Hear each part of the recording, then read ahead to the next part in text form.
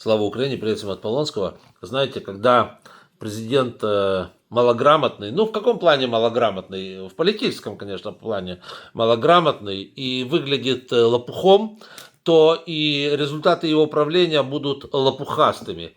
Э, Я сейчас о Трампе и о том, как он ведет дела. Ну, мы просто смотрим, что...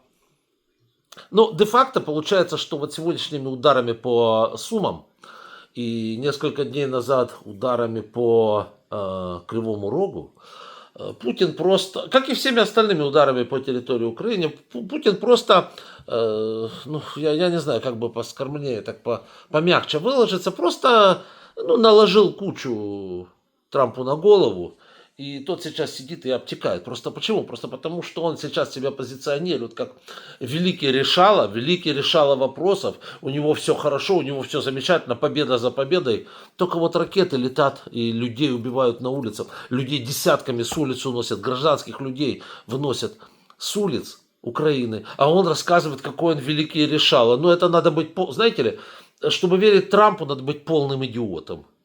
Вот. И тут действительно, скажем так, он пытается сейчас к 100 дням своего, так сказать, господи, прости, президентства, выдать хотя бы что-нибудь, что отдаленно напоминает перемогу, да, которую он все время верещит по всем телеканалам. Вот эта блондинка, которую у него, забываю фамилию все время, дурочка дурочкой, которая у него постоянно вместо него отгавкивается в Белом доме. Вот она постоянно рассказывает, что, значит, Трамп, да, у нас, скажи, перемога за перемогу. Где ваша перемога?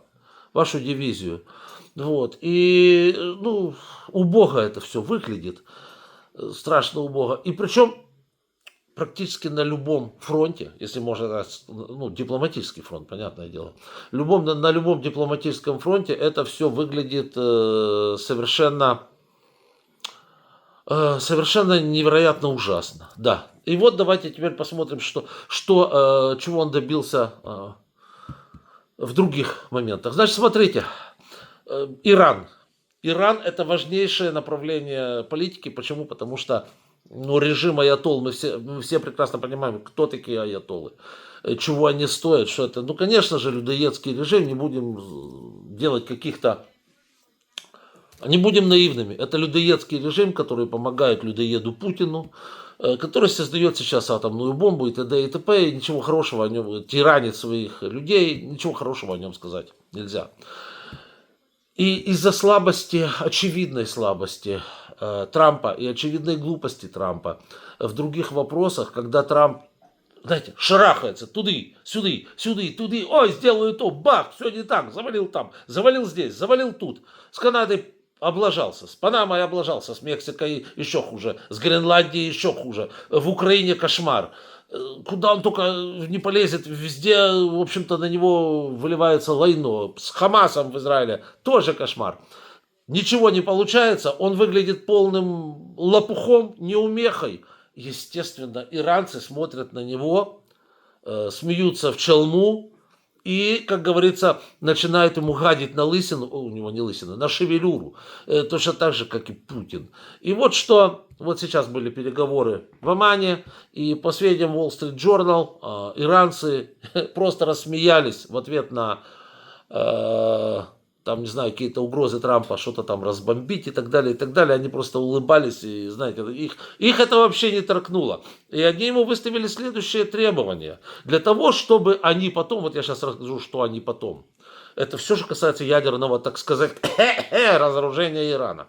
Это просто даже смешно. Итак, Wall Street Journal. Иранская делегация выдвинула следующие условия на переговорах. То есть это предварительные условия для того, чтобы были переговоры.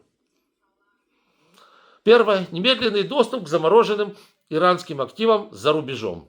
Замечательно. Ну, санкции против Ирана, так же, как против России. Значит, немедленный доступ. Хотите, чтобы мы с вами поговорили? Немедленный доступ. Второе. Существенное ослабление ограничений на экспорт иранской нефти. Ну, чтобы у них деньги были нормальные. Третье. Быстрое снятие санкций, связанных с ядерной программой. То есть, знаете... Вот я объясняю, что они сделали.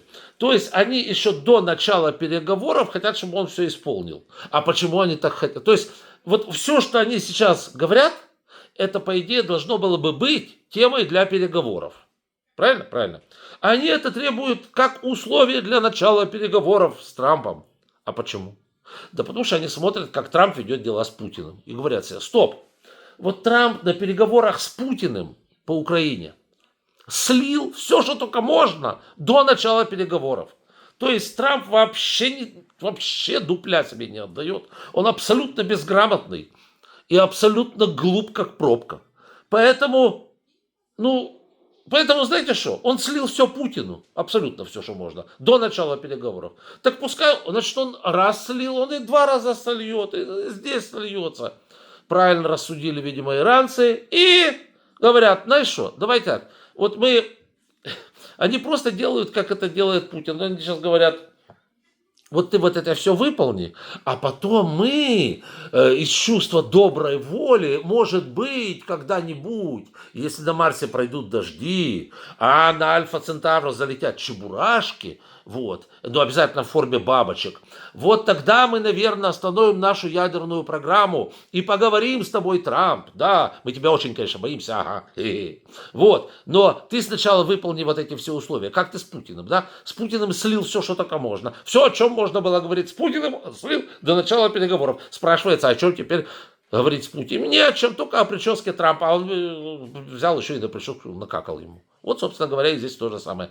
То есть получилось так, что иранцы, просто посмотрев на результаты, так сказать, господи, прости, работы Трампа по Украине, решили, что дедушка в неадеквате в полном. И, собственно говоря, над ним можно просто смеяться и издеваться над ним, да. Вот. Ну и, собственно говоря, так оно и получилось. Если вы думаете, что это все, это еще не все. То есть, вот Иран, который откровенно ржет и насмехается над Трампом, это еще не все. Номер 2 – это Китай. Китай, конечно, получше Ирана будет, в плане как государства. Мы тоже прекрасно понимаем цену коммунистическому Китаю, цену его помощи России и так далее, и так далее. Даже не буду перечислять. То есть, опять-таки, лично у меня к Китаю каких-то особо теплых, сами понимаете, отношений нет и быть априори не может. Но и Китай смеется над Трампом. Знаете, вот Трамп выглядит в отношении... Понимаете, китайцы, они рассматривают вещи с точки зрения вечности. Китай уже 5000 лет существует. Америка существует 200 с чем-то. Сколько там лет, посчитайте? 250, 60, не знаю. Так где-то, 250 лет, да? Вот. С точки зрения Китая это вот так, мгновение, да, ничего. И тут кто-то им что-то начинает рассказывать, как они должны жить, да как они не должны жить. С точки зрения Китая, действительно, страна-однодневка начинает им сегодня там что-то рассказывать о том, что, хотя, может, с точки зрения Трампа они не страна-однодневка, поскольку лично у Трампа были великолепные отношения с руководством Римской империи, так он, по крайней мере, рассказал Мелони, и он, может, считает, что история Америки, там, не знаю, может, начинается с ацтеков, с инками, вот, тогда может быть. Вот. Вы же сами понимаете, что это немножко смешно, да? Вот. И вот сейчас продолжаю по Китаю. Почему они над ним издеваются и смеются? Трамп вкатил им санкции. Китай им вкатил точно такие же санкции, ответные. Тариф имеется в виду, да? На следующий день Трамп смотрит, то есть, видимо, ему было очень весело в тот день, когда он засандалил эти санкции. Вот, он весь был в таком на кураже, волосы развивались, значит, да, вот это все было очень красиво, все было замечательно, все ему рассказывали, какой он гениальный, вообще, это просто такой гениальный человек, гениальнее которого вообще невозможно найти на земном шаре, вот, но потом что-то пошло не так. На следующий день, видимо, кто-то умный ему рассказал, что вся американская электроника, которая сегодня есть на руках у людей, сделана в Китае, просто вся, абсолютно. От телевизоров плазма, я не знаю, до чипов, которые стоят в блендерах. Это все китайское. Вот, ему объяснили это. Он сначала попросил, видимо, вопрос, что такое чипы. Потому что он знает там винтики, гаечки, от чипа. Он такое слово слышал, но не очень понимает, что оно такое.